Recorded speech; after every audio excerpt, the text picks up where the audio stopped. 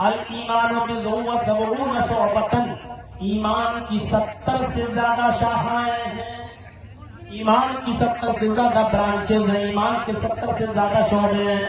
تو یہ ایسے ہی نہیں بتایا ہے صرف 70 سے زیادہ نہیں، بہت زیادہ کثرت ہے، کثرت مراد لی گئی ہے. ایمان کی بہت سی شاخائیں ہیں، ان میں اللہ کے نبی صلی اللہ علیہ وسلم نے فرمایا پہلی افضل شاخ کیا ہے، ادنا، اور سب سے کمتر شاخ کیا ہے، اور پھر ایک اور شاخ. 3 شاخ کا جو ذکر کیا ہے یہ آج ہمارے معاشرے کی اصلاح کے لیے بے حد ضروری ہے. یہ چیز بتا رہا ہے فَأَفْضَلُهَا قَوْلُ لَا إِلَٰهَ إِلَّا اللَّهُ، ایمان کا سب سے افضل درجہ اور ایمان کی سب سے افضل شاخ، ایمان کا سب سے افضل شعبہ کیا ہے، قول لا الہ الا اللہ، لا الہ الا اللہ. کہنے کا مطلب یہ نہیں صرف زبان سے کہہ دیا لا الہ الا اللہ، یہ تو آپ بہت سے غیر مسلم بھی کہتے ہیں. مہاتما گاندھی تو اکثر یہ کہا کرتے تھے کہ ایشور اللہ تیرے نام سب کو سلامتی دے بھگوان، وہ بھی اللہ کا نام لے لیا کرتا تھا. لا الہ الا اللہ کہنے کا مطلب یہ ہے کہ لا الہ الا اللہ جن تقاضوں کا مطالبہ کرتا ہے ان تقاضوں کو پورا کرنا، ورنہ جملہ بہت چھوٹا ہے. لا الہ الا اللہ بخاری شریف کی روایت ہے، نبی اکرم صلی اللہ علیہ وسلم نے لا الہ الا اللہ کی فضیلت بیان کرتے ہوئے صحابہ کرام سے کہا تھا کیا اے صحابہ کیا تمہیں معلوم ہے کہ لا الہ الا اللہ کی فضیلت کیا ہے؟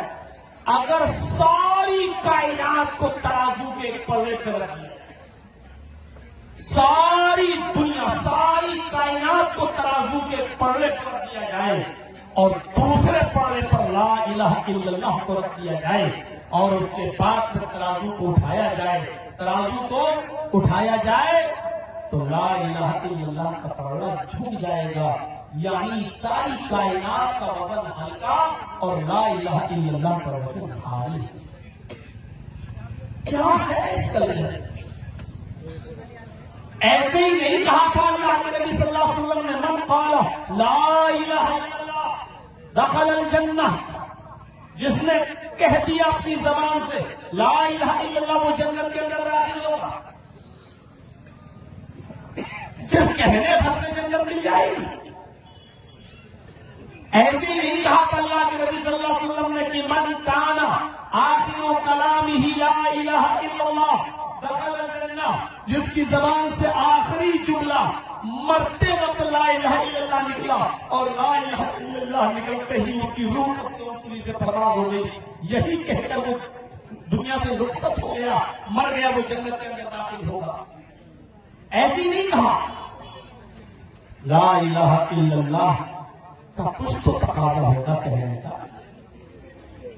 یہ صرف لا الہ الا اللہ صرف ایک جملہ نہیں ہے. لا الہ الا اللہ کا معنی صرف یہی نہیں کہ لا الہ الا اللہ اللہ کے علاوہ، یعنی آپ اس بات کا اقرار کر رہے ہیں لا الہ یعنی لا معبود الا اللہ، اللہ کے علاوہ کوئی معبود نہیں ہے. لا الہ الا اللہ کا معنی لا مسجود الا اللہ، اللہ کے علاوہ کوئی بھی سجدے کے لائق نہیں ہے. لا الہ الا اللہ کا معنی ہی یہ کہ اللہ کے علاوہ کسی پر بھی ویسا بھروسہ نہیں کیا جا سکتا. توکل اور بھروسے کے لائق ذات اللہ کی، سجدے کے لائق ذات اللہ کی، یہ لا الہ الا اللہ کا معنی اور مطلب یہ ہے. لا الہ الا اللہ ہے ہی تو ایسا جملہ کہ ایک انسان زندگی بھر گناہ کرتا ہے، زندگی بھر برائیوں میں مبتلا رہتا ہے، زندگی بھر گناہ کے کام کرتا رہتا ہے، 70 سال تک 80 سال تک گناہ کے کام کرتا رہتا ہے اور شرک اور کفر میں مبتلا رہتا ہے، اپنے آپ کو جہنم کے گڑھے کے قریب اپنے آپ کو پہنچا لیا ہے، لیکن اچانک اس کو کلمے کی توفیق مل جاتی ہے اور کلمہ پڑھ لیتا ہے. مرنے سے پہلے وہی 80 سال کا بوڑھا ابھی کلمہ پڑھتا ہے لا الہ الا اللہ، اور اس کلمے کے اقرار کے بعد وہ اسلام کے اندر داخل ہو جاتا ہے.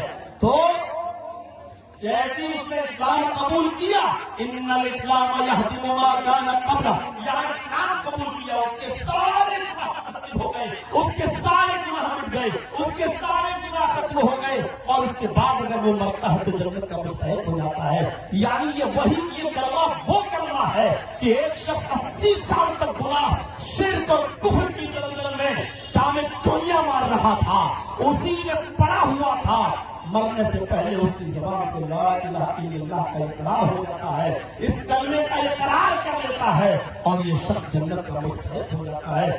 ابھی اگر کلمے کو پڑھے بغیر مر جاتا تو جہنم میں جاتا، لیکن کلمہ نصیب ہو گیا تو اب یہ آدمی جنت کا مستحق ہو گیا۔ تصور کرو، یقین نہیں آتا؟ بخاری شریف کے اندر ایک واقعہ لکھا ہوا ہے، اس واقعے کو اگر ہم پڑھیں تو ہمیں بہت کچھ سبق مل سکتا ہے۔ جب اللہ کے نبی صلی اللہ علیہ وسلم نے خیبر کا محاصرہ کیا، جب نبی اکرم صلی اللہ علیہ وسلم اور آپ کے صحابہ نے خیبر کا محاصرہ کیا تو خیبر کا ایک یہودی تھا جس کا نام تھا اسود، جو بکریوں کو چرایا کرتا تھا، بکریوں کو، وہ بکریوں کو چرانے کے لیے نکلا تھا۔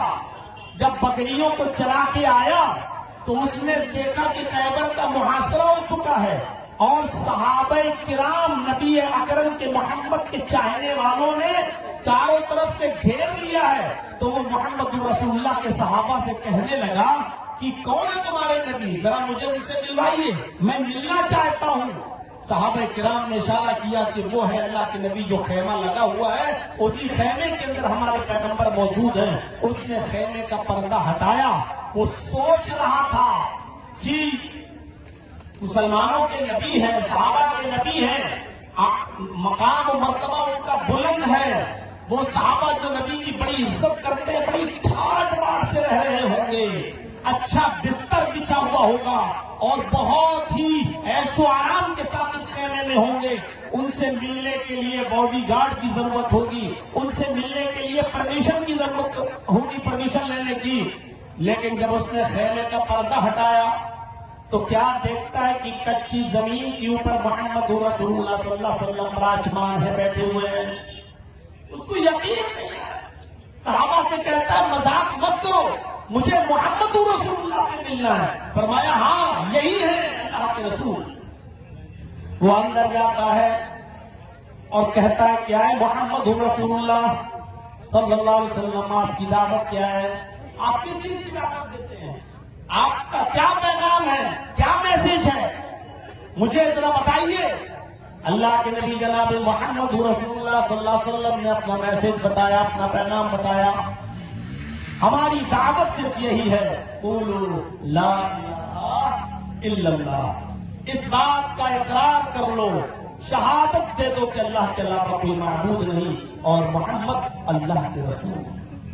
ہم سے زیادہ بہتر عرب کے کافر جانتے تھے کہ اگر لا الہ الا اللہ کہہ دیا تو ہمیں کیا کیا چھوڑنا پڑے گا۔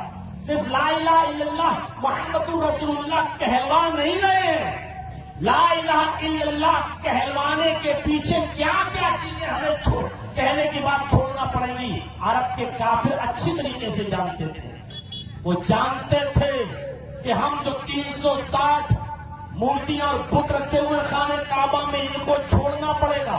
وہ جانتے تھے کہ ود، سوا، یغوث، یعوق اور نصر، ہم جو ان سے حیب اور مدد طلب کرتے ہیں ان کو چھوڑنا پڑے گا۔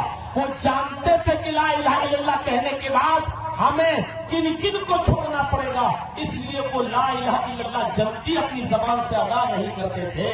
آج تو جس سے کہلوا لو وہ کون کہے گا لا الہ الا اللہ، جو مذاق